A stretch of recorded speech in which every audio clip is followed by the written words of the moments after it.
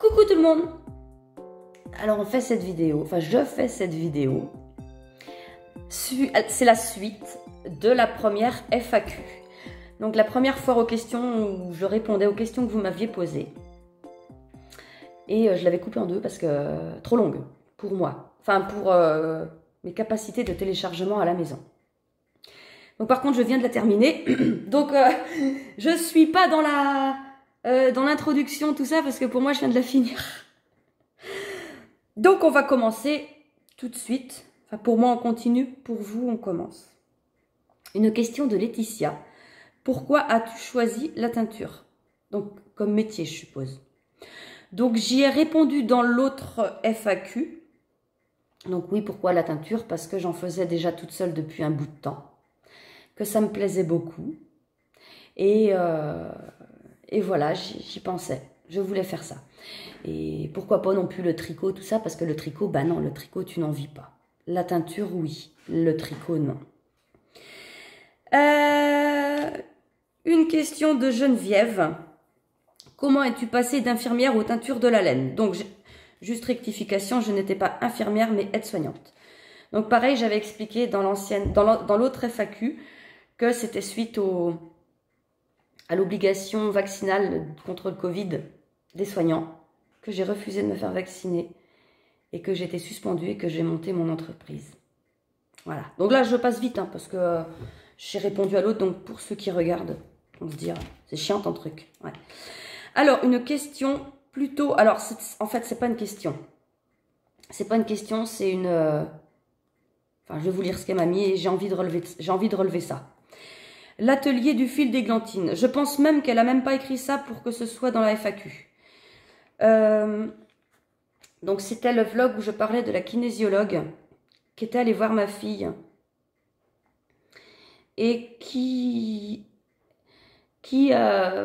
parlait soit de mémoire transgénérationnelle, soit de mémoire d'âme, de son âme qui aurait vécu autre chose. Voilà, il n'y a pas de preuve. Enfin, je disais qu'il n'y avait pas de preuve de quoi que ce soit. Donc, c'est t'y crois pas. Il n'y a pas de preuve scientifique. Pardon.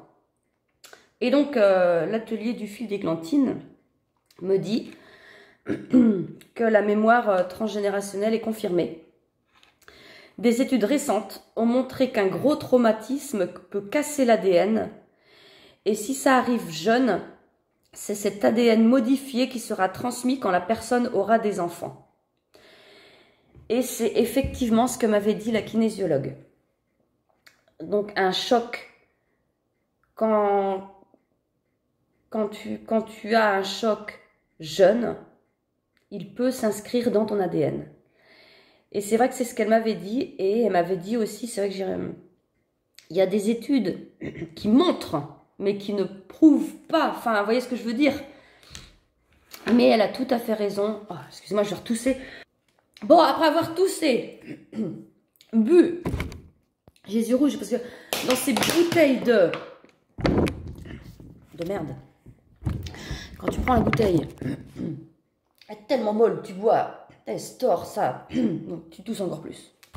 Bref, une question de Karine. Où vit ton mari maintenant? Alors là, je ne peux pas répondre à cette question puisque je ne vais pas parler de sa vie à lui. Mais voilà, il a trouvé quelque chose à lui. Nathalie, accepterais-tu une invitation d'une de tes fans si elle venait en vacances près de chez toi? Alors déjà, fan, waouh. Non, non, non. Mais oui, j'ai déjà eu des personnes qui me connaissent et qui venaient en vacances. Il faut savoir qu'on est sur l'axe Paris, Rennes, Brest. Donc on est vraiment à côté on est à 7 km de l'axe. Il y a une sortie. Donc c'est vite fait. Donc oui, il y a déjà eu des personnes à venir me voir. Et à chaque fois, c'est un plaisir. Puisqu'il n'y a jamais eu de connasses à venir. Non, non, non, non. Tout le monde, tous les gens qui sont venus, ça a été ravi. J'étais ravie de les rencontrer. Et c'est toujours bah, sympa, quoi, de faire de nouvelles connaissances.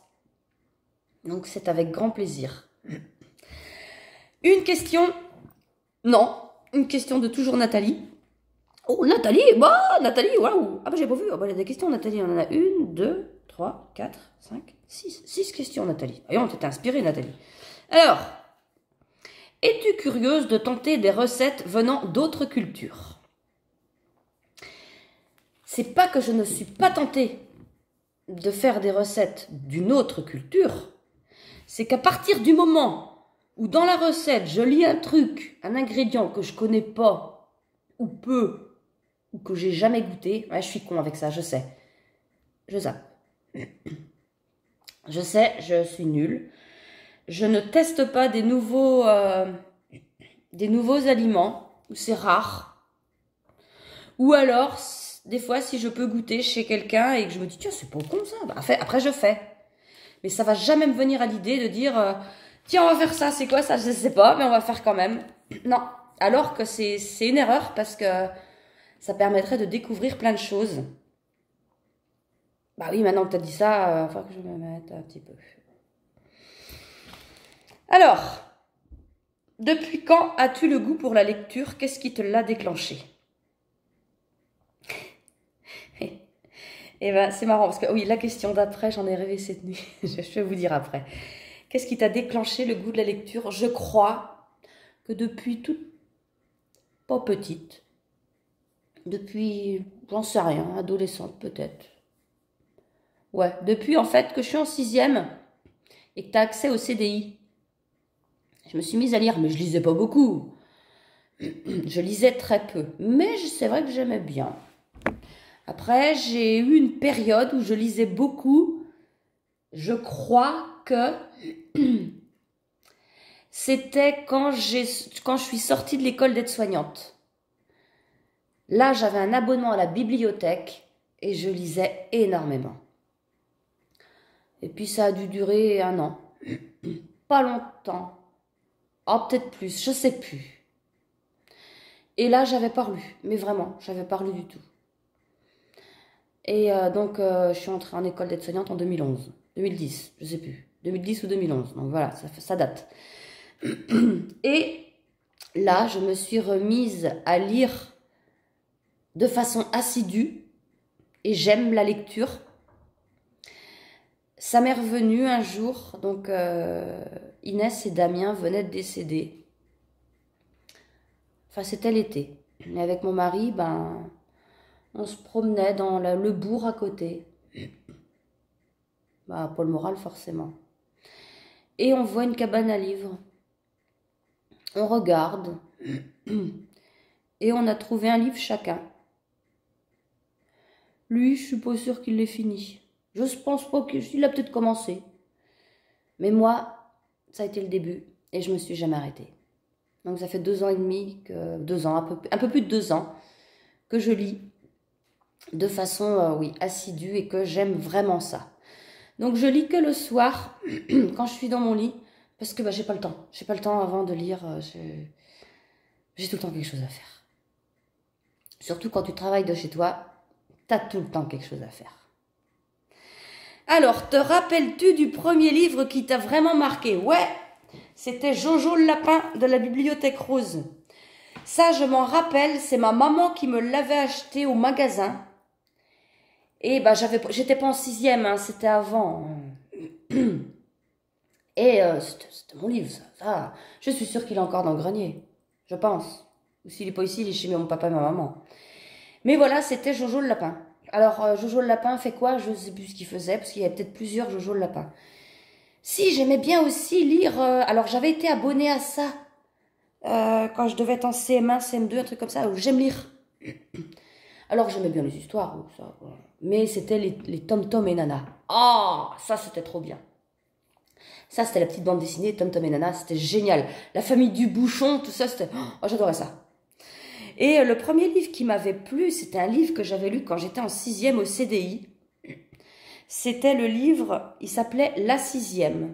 Et il y a quelques années de ça, bah non, peut-être que depuis que je relis là, j'avais essayé de le retrouver sur Internet.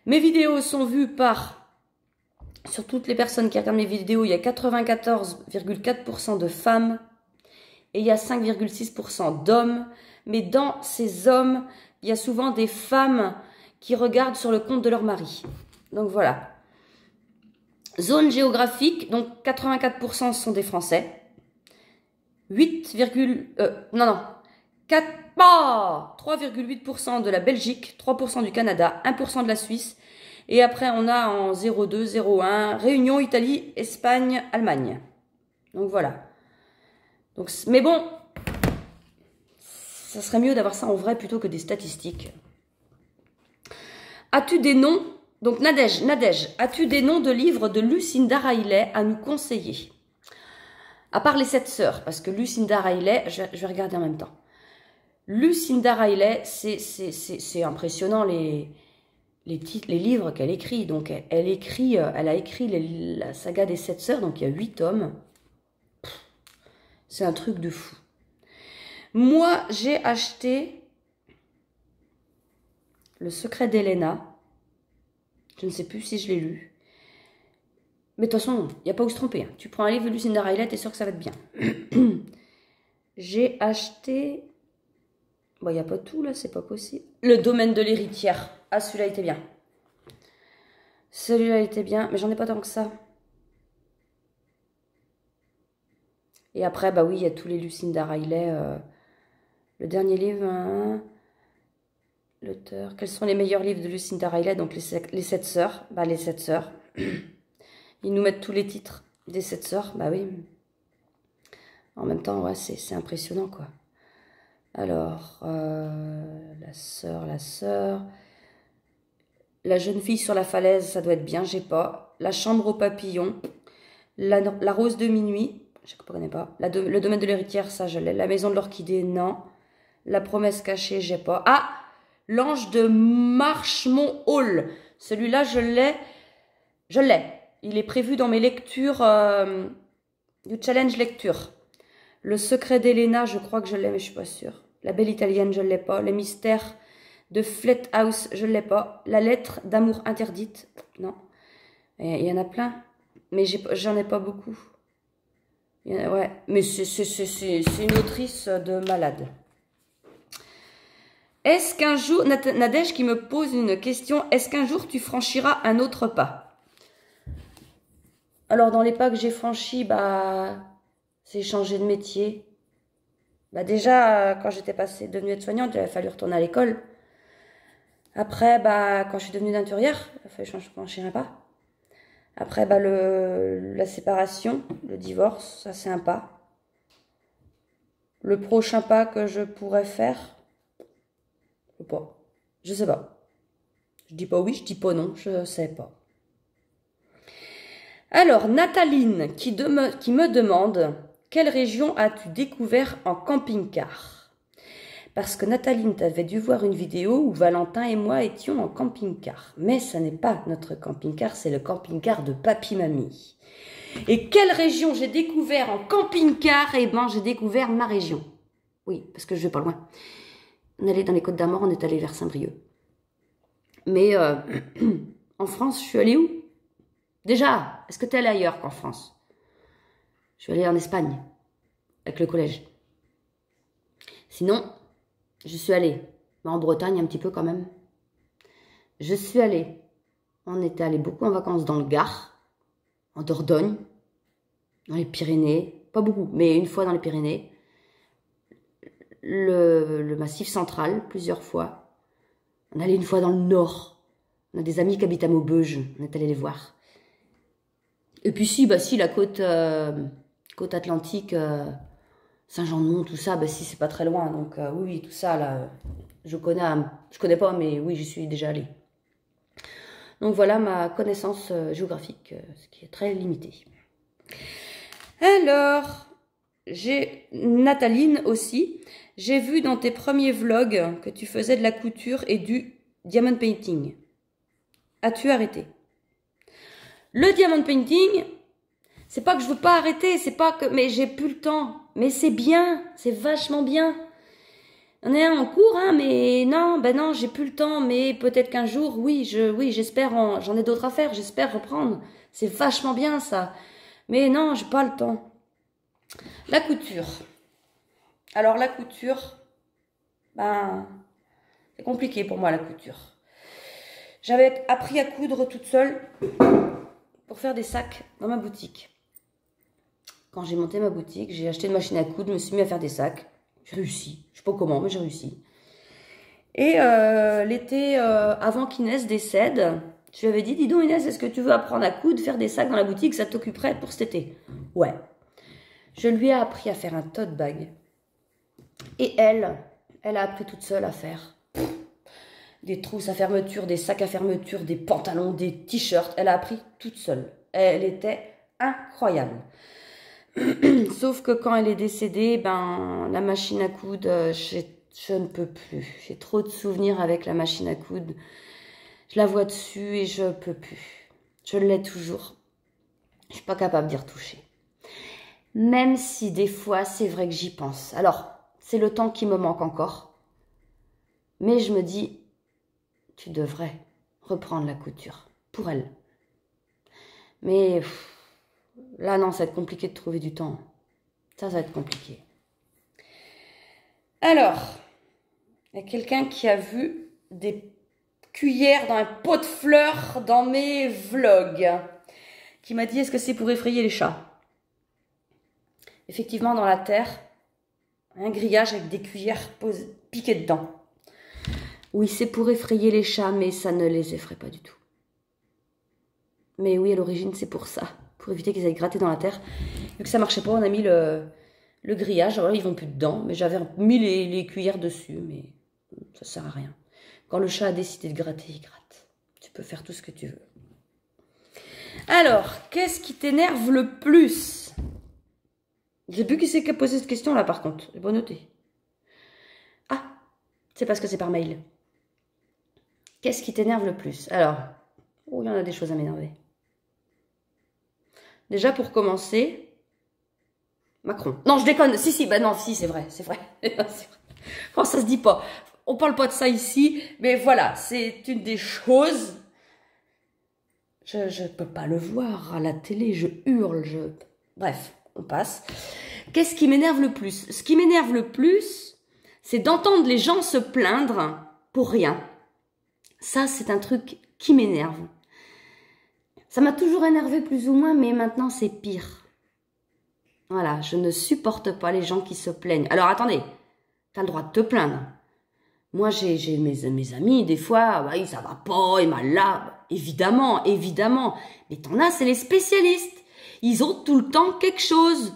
Du genre, tiens, salut, ça va? Qu'est-ce que j'ai pas dit là, faut pas dire ça va. Voilà, maintenant, voilà, ça m'énerve. Ça m'énerve. Ou alors les gens qui se plaignent de pas voir leurs enfants, leurs petits-enfants quand ils le voudraient. À moi, bah fais gaffe à qui tu te plains, quoi. Donc ça m'énerve aussi. Ça m'énerve. Qu'est-ce qui m'énerve? Alors, c'est quelque chose qui m'énerve, mais que les gens ne le disent pas méchamment, qu'ils ne se rendent pas compte et que c'est pas grave. Ça m'énerve. Non, ça m'énerve toujours autant. Quand on me dit, oh, t'as perdu des enfants, oh, je me mets à ta place. Non, tu te mets pas à ma place. Non, non, non.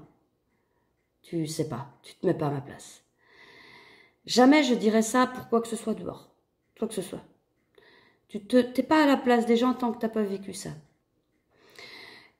Qu'est-ce qui m'énerve le plus? Donc oui, je regarde des vidéos des fois et quand j'entends des gens qui se plaignent tout le temps. Je suis fatiguée, j'ai mal à la tête, j'ai ci, j'ai ça, j'ai mal au cul, enfin bref, ça m'énerve. Ça m'énerve à un point. Il y a un truc qui m'énerve aussi. Il y a des filles sur YouTube, c'est des féministes à fond. Ah, c'est des féministes. Ah, c'est à fond. Tu sens que... Ah, c'est des filles. Voyez, moi, je suis comme ça. Les hommes, c'est des merdes. Voilà. Moi, je suis pas féministe. Moi, je suis arriérée. Moi, voilà. Voilà. Ces filles-là, quand tu les entends dire cette putain d'expression de... les gars, mais ça m'horripile. Oh ouais, non, les gars, doucement. Hein. Non, mais... c'est une expression, vous devez l'entendre, on l'entend tout le temps. Mais quand ça vient, de toute façon, c'est une expression qui m'énerve.